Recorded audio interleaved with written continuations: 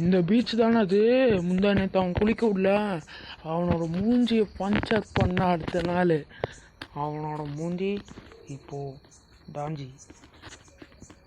இப்போது இந்த பீச்சில் நான் குளிக்கிறத யாருனாலையும் தடுக்க முடியாது. பில்லா இஸ் பேக். சரி, நம்ம போய் இன்னொரு சம்பவத்தை செஞ்சுட்டு வந்துடலாமே. சரி, செஞ்சுட்டு வந்துடலாம். போர் அடிக்குது. வரண்டா இப்போ பாராடு சம்பவத்தை பாராடு. நவராடு சவுண்டா ஏத்தே. அடுமல்